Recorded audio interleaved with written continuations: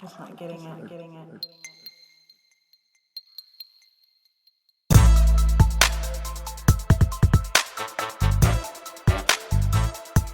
Welcome everybody out there in podcast land to the Good Times with Good People Company presents the Loft Party Podcast, where it is always about good times, good people, and good talk. I'm your host and panel moderator, Rio, and let me introduce my panel for you today. First up, one of our returning champions, Lane Boland. Hey. He is a wealth manager, and as I have said on every podcast he's attended, I'm not quite sure why he's a friend of mine because I have no wealth to manage. But today we're actually going to get in depth with Lane about what a wealth manager actually does and see his take on that industry. Also, running a little late, and I will sternly wag my finger when she arrives, the anonymous female is also going to be sitting in on the panel. So today, a smaller panel than normal, and that is quite all right because there actually is quite a bit to chew on. So first, I want to thank the Majestic Restaurants Pendergast Club, where we are recording the podcast this evening. And as always, my first questions are, what are we drinking? And today, and I know anybody out there who's listened to the podcast before is going to be in complete and utter disbelief. Today, I think I'm the only one drinking and I am the only one smoking, which is hilarious. It is. Because Lane said he's had that much of a day that he can't even get to the drinking or get to the smoking. I have a 7:30 appointment that I probably shouldn't be hammered when talking about some of these life savings. Okay. Yeah. That will probably do it. And the anonymous female has joined us, ladies and gentlemen. Say hello, anonymous female. Hello. So what I am drinking is a J. Rieger whiskey with a couple splashes of tonic, and what I am smoking is a My Father. I think this is the CT edition, which would be Connecticut for all of you non-cigar smokers out there in podcast land. Good stuff. So I am really happy about what I am drinking and smoking. So today we're going to get right into common, pop, or in the no culture news. So first thing, we'll start off light. I don't know if any of you out there in podcast land or anybody else here at the table saw, but Beyonce over the weekend launched her album Lemonade with an HBO special, which got me to thinking. And I know this is going to sound blasphemous, but before you write crazy things in the comments section, is Beyonce the new Michael Jackson? Because nobody else in the industry today that I can think of could launch an album, the past two launches that she's had, the way Beyonce has launched them. And the only other person that I could remember that could launch, like with basically taking over television and doing that kind of stuff, was Michael. All right. So my thought was, is she this generation's Michael? Ooh. Is she really that widely syndicated across society? I mean, really, it's funny. Michael is just an icon in his time. See, this is what's funny about Beyonce, right? So one of the songs, and I cannot remember the name of the song right now because I literally just saw the special and listened to the album. She's obviously either she or somebody she knows has been cheated on. 'Cause it seems like half of the album is talking about this. And one song she mentions Becky with the good hair, and that's like part of the song. Sure. So the Beehive, which is kind of what her fan base is called, Yes. they kind of extrapolated that there was a rumor that Jay, her husband Jay-Z, for all of you out there in podcast land who don't know that Beyonce is married to Jay-Z, it was a rumor out there a couple years back that Jay had cheated with this fashion designer, Rachel Roy. All right. And apparently she put something on, I want to say Instagram or something like that, and part of the little comment she left below was, good hair, don't care, sending out good vibes, something to that effect. And so all of the Beehive has extrapolated that it's definitely Rachel Roy, and they have already started assaulting her pages, her social media profiles, and maybe she is this generation's Michael. And updating, and I am using the air quotes when I say updating Rachel Roy's Wikipedia. Oh, I love it.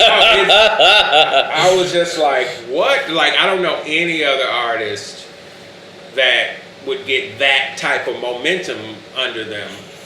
And the last artist that I could think of was Michael. Yeah. So and that kind of got me to thinking. What does the panel think of the notion that Beyonce might be this generation's Michael? Anonymous female. On the panel. Well, you and Lane today. We have a small panel out there in podcast land. I think it's too soon to tell. I don't know. And maybe that is the right answer. Maybe it is too soon to tell. But it just seems to me like the way she launches albums and Britney Spears was like that in the early 2000s. Yeah, but she didn't change the way the industry moved when she did things. True. She was wildly popular. Right. So, I guess what got me thinking about it was her last album. She did a secret launch at like midnight, and then it was a visual album. So she had a video for every song. Right. And so then it seemed like the entire industry shifted to these secret launches. Right. So that's been a couple of years now. So then now she launches with a full mini movie as an HBO special. Wow. Yeah, and so I was just like, I'm wondering, like, who else could do this? I don't even know, to tell you the truth. Jay-Z. And honestly, I'm a big Jay-Z fan, and I'm not 100% sure Jay could pull that off. Well, maybe he can do a secret launch. Yeah. But the mini movie. But don't you think he's engineered this whole thing and she's just going along with it? I wouldn't be surprised if they're laying up at night devising the plan. Because he's got to know. Because Jay-Z's gone on a total businessman. Just on a pop level. He's household name famous, but his music isn't necessarily. Right. But she is, and her music is. Right. So I wouldn't be surprised if he's like, look, you can do some things that I can't do. Yeah. So let's try this. Let's try this HBO thing and see what happens. And and see how many people try to follow and do. Because I remember their last tour together. They did this huge HBO special, and then I saw 2 or 3 other artists try to do HBO specials. And then everybody's trying to do. Yeah, that's what I'm saying. So now, like, album launching with an HBO special, I'm like, that's I've never seen anything like this. And the last time it even felt like this was a Michael release, with Thriller and these huge video releases coming back around. Yeah. That's kind of Exactly. It feels like it's just coming back around. Just food for thought.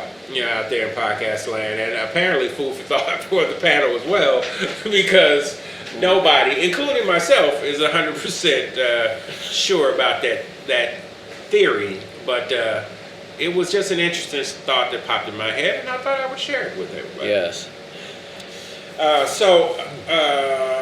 Elsewhere in entertainment news, I saw that, and full disclosure out there for all of you who hate Drake or whatever, I actually am a Drake fan. I noticed that his album, last week he announced that his album is dropping Friday, this Friday coming, the 29th. And you know, not since Jay or Kanye have I noticed an artist that gets the type of attention that he gets from like every little thing. You know, it's like, you know, he's been working on this album's called Views from the Six. Right. And the 6 is Toronto, which is one of the numbers in its zip code or whatever. But, so, like, I've noticed that he's been working on this album for a couple of years, which is kind of, for a rap artist these days, is weird to be working on an album this long. Usually, the only people who took 2 and 3 years to craft albums was Outkast. You know, right. Everybody else drops, seems like, an album a year or so. Or they don't even start working on the album until 6 to 9 months before they want to drop one. Right. But, you know, it's been like really every little thing. Like, you know, he opened up, like his merch, you know, like his merch is way beyond concert merch. You know, right. His merch is almost like a clothing line. I mean, in fact, it's closer to a clothing line than it is merch. Right. Because, I mean, he's got, you know, the, you know, $20, $30 concert tees, but, you know, his normal, his label's called OVO, is October's very own. But his normal OVO tees and OVO sweats and OVO hats, I mean, these are not cheap items. Like the tees are $40, $50. Sure. Sweatshirts are $100. I was looking at. You think he's trying to launch a FUBU through his music career? Well, the funny thing is I think, I have to admit, I really do think through some of the moves maybe that Kanye has made. Yeah. He's decided to launch boutiques. Right. That basically just sell his stuff. His and his label merch. Right. But, you know, like they're doing, you know, there's a company called Roots Canada that's like it's really good quality stuff, but it's probably closer to maybe a Gap, maybe. Sure. But they also sell a lot of kind of well-crafted outdoors gear, and they also do these really cool like Letterman's jackets and stuff like that. And so like the special like limited edition OVO Letterman's jacket, it's like $500. Yeah. You know, and then he's got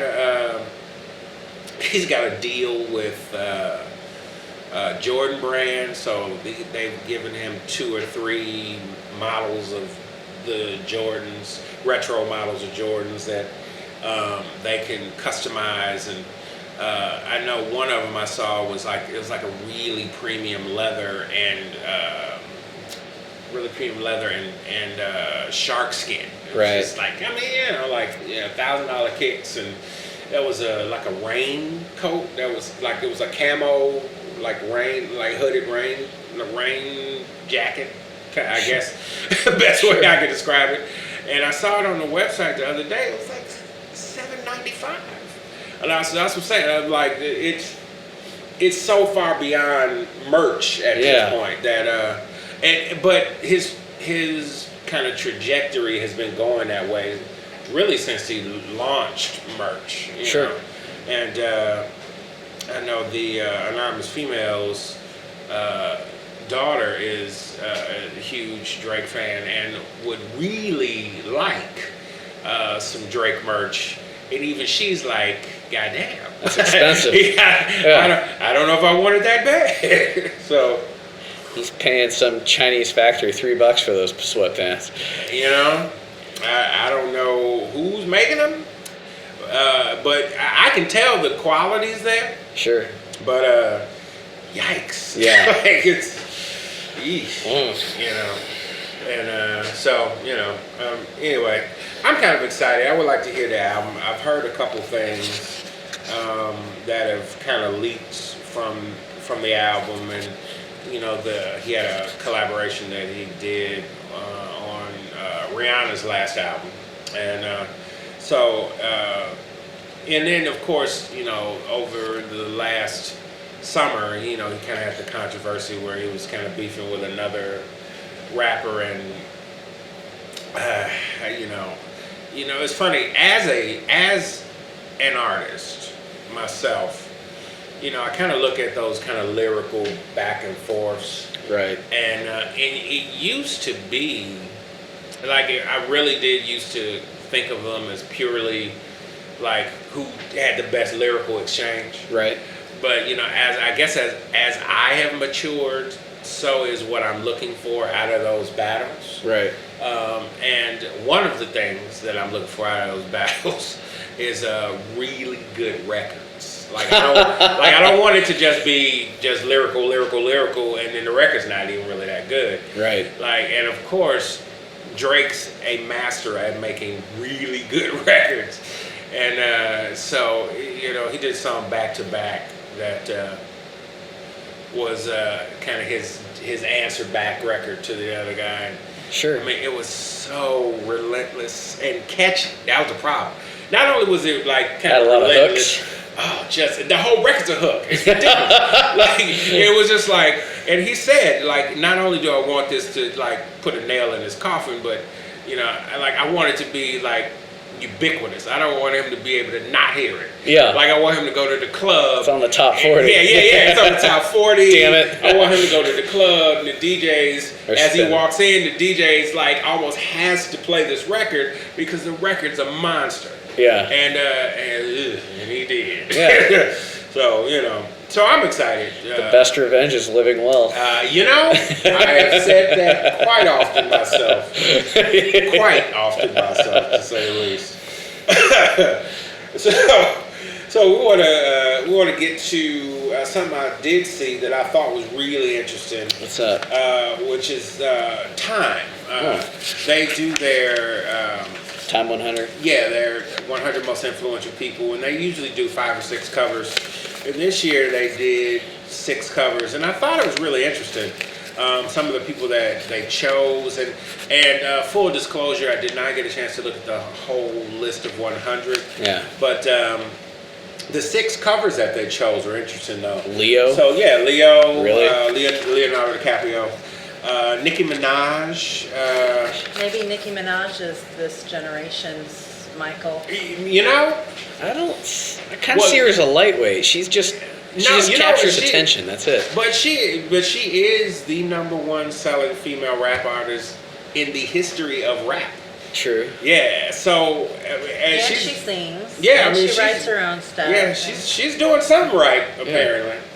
You know, you've got the Zuckerbergs. Yeah. They're on a cover together, and so I thought that was. His company's dying. Yeah. Well, you know the problem It's not really his anymore. Yeah, true.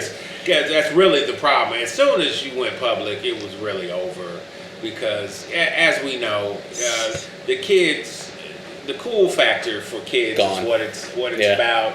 And as soon as grandma's sending you pictures on Facebook, the cool factor is dead. They moved to Snapchat. Yeah, they did real quick.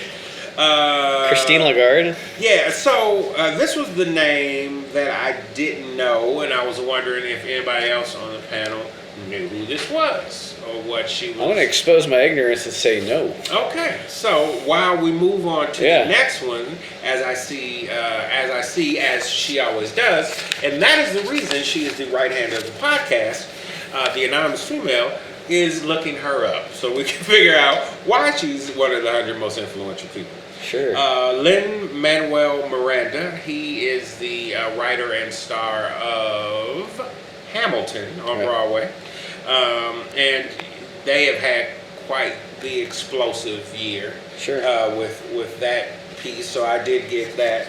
And then the last person, Priyanka Chopra, other than being stupidly fine, I'm not 100% sure why she's one of Time's 100 most influential people. Although I do, as well as, I don't want to speak for you, but I do think I and the anonymous female do like her television show, which is Quantico. Right. Which is about her. She's an FBI agent, and it kind of goes back and forth between present day and her time. I'm surprised you don't know what was her name? Christine Lagarde. Yeah. Yes. I mean, I've heard the name. Who is she? She's a French lawyer. That means everything.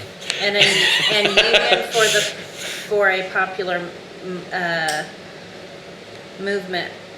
Union for a popular movement politician who has been the managing director of the International Monetary Fund since July. Oh, she's a central banker from France. All right. That's what it sounds like. Well, Minister of Economic Affairs, Finance and Employment, and before that, Minister of Agriculture and Fishing, Minister of Trade in the government of... so she's a professional French bureaucrat name. that has never actually built anything. She was Check. the first woman to become finance minister of a G8 economy. All right. Okay. And is the first woman to head the IMF. Well, she's apparently very important Yes. in that show. Hey, She's and Lane's the antitrust. smartest person at the table, and even Antitrust. he didn't know who that was. She's a noted... That just shows you how irrelevant the IMF is. The only people that know who the IMF is are borrowing money from them. Which... She's a noted antitrust and labor lawyer. Oh. Okay. She's an anti-labor lawyer. All right. Antitrust and labor I was trying to start some shit lawyer. with Mario. and possibly the best reason why I am the only one drinking and smoking today, ladies and gentlemen. Lane likes to start stuff. So, on a much... I would like to know why they picked these people for being influential. Yeah, what criteria? and that Twitter was the followers? That was the thing that I didn't get a chance The Zuckerbergs I can kind of see. I mean, he really defined current social media. Right. I mean, he's But very... Leonardo DiCaprio? Well, the funny thing is, when I go on... I mean, I'm not saying any of these shouldn't be on the list. I'm just curious why. Yeah, when I go on It the was these website, and why they like picked there's these like covers. artists and icons. Influential to yeah. whom? Yeah, and that was kind of the thing. That's what I say. I really didn't get a chance to read the article like I wanted to, but I thought these 6 names were actually really interesting.